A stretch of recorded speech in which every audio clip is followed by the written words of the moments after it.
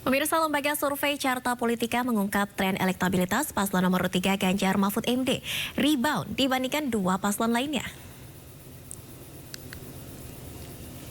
Dalam survei Carta Politika bulan Desember 2023 lalu, elektabilitas Ganjar Mahfud sebesar 26,5%. Dan menurut hasil survei yang digelar pada 4 hingga 11 Januari 2024, elektabilitas Ganjar Mahfud meningkat 1,5% menjadi 28%. Kenaikan tren elektabilitas Ganjar Mahfud melampaui dua paslon lainnya, yakni Anies Mohaimin yang hanya meningkat 0,4%. Kemudian paslon nomor urut 2 Prabowo Gibran yang justru turun 1,4%.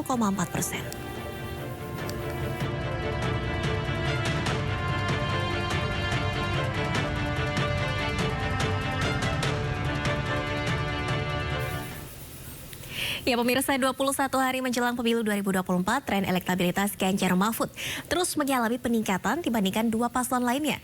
Lantas bagaimana peluang paslon nomor urut 3 ini lolos putaran kedua Pilpres 2024? Kami akan membahasnya bersama peneliti utama Carta Politika Nahrudin dan juru bicara TPN Ganjar Mahfud, Ferry Kurnia Rizkiansyah. Selamat sore, Bapak-Bapak. Sore Mbak Valeri. Selamat sore Mbak. Sore Baik, Mas. kita ke Pak Nahrudin terlebih dahulu mungkin. Pak Nahrudin, dari survei Carta Politika mungkin bisa dielaborasi lebih lanjut bagaimana hasil survei rebound Ganjar Mahfud ini?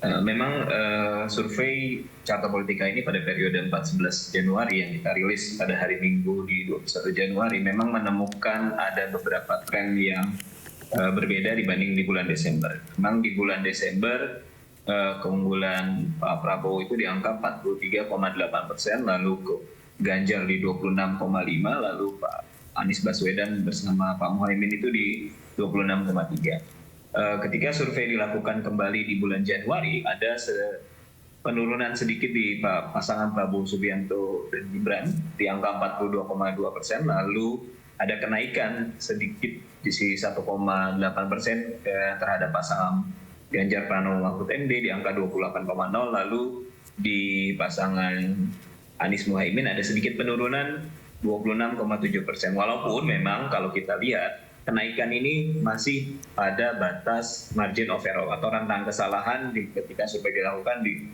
dengan sampel 1220 itu di antara rentang kesalahannya 2,8%.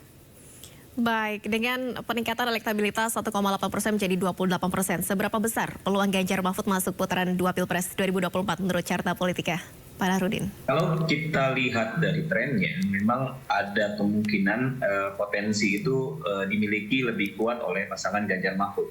Tapi juga tidak juga mengurangi juga potensi yang dimiliki oleh Anies Mohaimin. Karena memang kalau kita lihat batas kenaikan ini masih di bawah margin of error. Baik, dari hasil survei kemarin, kira-kira faktor apa saja yang membuat elektabilitas Ganjar Mahfud terus meningkat? Apakah ini ada pengaruh dengan debat cawapres terakhir mungkin? Karena kan ada beberapa sentimen negatif atau sentimen negatif yang cukup tinggi kepada paslon 02. Ya memang kalau kita lihat berdasarkan hipotesa kami, berdasarkan yang ramai di media sosial atau ramai diperbincangkan oleh masyarakat, memang kenaikan terbesar pasangan Prabowo Gibran ini kan setelah pasca deklarasi itu, setelah pasca deklarasi di bulan Desember itu sampai 4-5% kenaikan pasangan ini mendapatkan suara.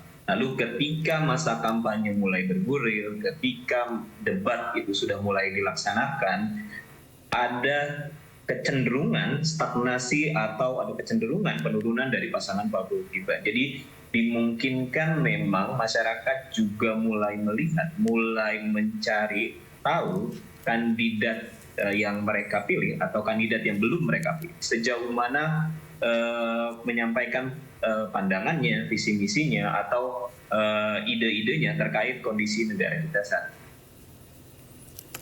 Baik, ada penurunan dan stagnasi di paslon lain, namun Ganjar Mahfud rebound justru ya setelah debat cawapres terakhir. Kita ke TPN, Kang Ferry. Bagaimana ini TPN melihat tren elektabilitas Ganjar Mahfud yang terus meningkat? Apa tanggapannya, Kang Ferry? Ya, terima kasih Mbak Valeri. Jadi tentunya ini jadi catatan penting ya, dan kita apresiasi dari hasil Carta Politika merilis hasil dari 4-11 Januari yang itu dirilis per 21 Januari kemarin. Jadi saya pikir ini kan juga belum mencerminkan pada debat yang terakhir kemarin sebenarnya. Tapi kita tetap optimis. Jadi optimis dengan hasil yang ada walaupun ini mencerminkan satu kondisi kekinian yang memang dibaca oleh hasil survei melalui metodologi tertentu. Dan kalau kita lihat dari margin of error-nya kan seperti itu, kita masih masuk di dalam rentang margin of error yang memang agak sedikit dengan pasangan nomor 1 seperti itu. Tapi kita tetap optimis. Kita optimis masuk pada putaran kedua dengan hasil tersebut, dan tentunya kalau kita melihat dari hasil debat kemarin juga kita ingin melihat bahwa pasangan Ganjar Mahfud itu betul-betul bisa rebound, dan bahkan tentunya kalau kita melihat dari bacaan hasil survei tadi, pasangan nomor 2 mengalami penurunan dan stagnasi terkait dengan soal seperti itu. Jadi dengan kerja-kerja politik yang memang nanti akan kita lakukan, bahkan tentunya melihat hasil debat kemarin, saya yakin teman-teman yang swing voter dan undecided voter itu juga akan melihat secara lebih jernih siapa nanti kira-kira yang nanti akan dipilih oleh mereka. Dan saya yakin pasangan Ganjar Mahfud ini akan menjadi pilihan utama mereka di dalam aktivitas yang dilakukan dalam proses elektoral hari ini, seperti itu, Mbak.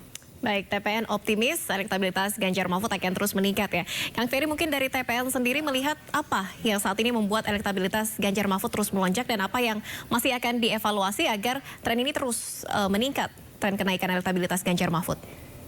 Ya, setidaknya dalam dua konteks. Yang pertama adalah terkait dengan kedirian dari pasangan calon kami, yaitu Ganjar Mahfud sendiri, adalah dengan personality yang saya pikir bisa dirasakan betul oleh masyarakat yang ada, dengan kesederhanaannya, dengan energiknya, dengan menyapa masyarakat secara langsung. Bahkan Mas Ganjar sendiri sampai merasakan betul bagaimana getir nadi masyarakat yang ada. Itu juga menjadi bagian yang sangat penting dalam konteks aktivitas yang kita lakukan. Yang lainnya adalah terkait dengan soal bagaimana upaya-upaya yang memang dilakukan dalam kerja-kerja politik secara kelembagaan, baik itu oleh partai politik pengusung, tentunya dengan teman-teman para relawan yang luar biasa, bahkan komunitas-komunitas yang memang ikut mendukung Ganjar Mahfud di dalam aktivitas-aktivitas yang dilakukan. Jadi saya pikir dengan sinergitas seperti ini, ya insya Allah dengan kondisi hasil catatan carta politika kita mengaliri rebound, dan kita juga optimis ke depannya mungkin akan sedikit mendekati pasangan yang memang sekarang sudah naik tingkat elektabilitasnya, tapi bisa jadi mungkin nanti kita akan bersaing tipis. Tapi kita optimis akan masuk pada putaran kedua, dan nanti di putaran kedua insya Allah dengan segala ikhtiar yang kita lakukan, kita akan optimis memenangkan Pilpres 2024 ini. Baik, Kang Ferry, ini kan nanti akan ada debat terakhir 4 Februari 2024 mendatang. Mungkin dari TPN sendiri apa yang akan kembali ditingkatkan oleh pasangan Ganjar Mahfud? Karena kan kalau kita melihat debat kemarin ini memang cukup banyak serangan yang dibuat oleh paslon lain. Ini kira-kira apa yang akan menjadi strategi di debat selanjutnya? Saya pikir kalau kontekstualisasi dari debat itu sendiri adalah bagaimana pikiran-pikiran, gagasan, ide, dan kemampuan yang memang ada di dalam aktivitas kedirian capres-cawapres sendiri itu dikeluarkan. Kita insya Allah secara substansial akan banyak memberikan satu catatan-catatan pemikiran untuk bagaimana membangun bangsa negara ini. Kita tidak akan menampilkan gimmick-gimmick, dan kita tidak akan menutupinya dengan gimmick-gimmick yang ada, kan seperti itu. Jadi insya Allah kita akan melakukan upaya-upaya proses debat ini sehingga masyarakat bisa menilai secara jernih. Saya meyakini, mungkin nanti saya akan bertanya kepada carta politika, berapa undecided voter yang memang ada, berapa swing voter yang memang masih ada. Dan ini saya yakin orang yang belum menentukan pilihannya, ini akan ditentukan setidaknya oleh hasil debat ini sendiri. Jadi ini yang memang menjadi poin penting. Dan kita yakini bahwa Mas Ganjar, dengan segala pengalamannya, saya sangat meyakini kalau kita melihat dari debat pertama dan debat kedua yang dilakukan oleh Mas Ganjar, itu bisa sangat tidak hanya mengimbangi, tapi insya Allah kita akan memenangkan proses debat itu sendiri. Jadi catatan debat ini adalah bagaimana kita bisa memberikan pemikiran, ide, gagasan kepada masyarakat secara luas dengan berbagai perspektif dan data-data yang memang ada, tanpa juga harus kita coba lihat sebagai satu upaya-upaya yang ada dalam konteks debat secara lebih khususnya seperti itu. Itu yang memang kita akan lakukan secara optimal, Mbak. Baik, gagasan, ide, dan kemampuan ini akan ditonjolkan oleh pasangan Ganjar Mahfud. Tidak gimmick-gimmick ya Kang Ferry ya. Kita mungkin terakhir ke Pak Nahrudin. Ini kalau berdasarkan hasil survei Carta Politika sejauh ini dan tren kenaikan elektabilitas hingga kemarin periode 4 hingga 11 Januari. Ini siapa yang paling berpeluang masuk ke putaran kedua Pilpres 2024, Pak Nahrudin? Kalau kita lihat dari tren yang ada, memang kalau kita lihat ada kemungkinan yang kita bisa hitung itu ada kemungkinan dari pasangan Pak Ganjar Mahfud. Jadi memang ada kemungkinan irisan dari pemilih, atau kalau kita lihat ada stagnasi atau penurunan dari pasangan Prabowo Gibran, itu kan kecenderungannya atau yang lebih relate pemilihnya itu adalah pemilih yang sebetulnya ada hubungannya dengan Jokowi, ada hubungannya dengan PDIP, ada hubungannya dengan partai-partai koalisi pendukung pemerintahan Jokowi pada hari ini. Kalaupun memang penurunan dari pasangan paslon nomor 2 itu lebih dimungkinkan atau lebih kecenderungannya lebih mungkin beralih kepada pasangan Ganjar dan Mahfud. Baik, peluang besar untuk pasangan Ganjar Mahfud masuk ke putaran kedua Pilpres 2024.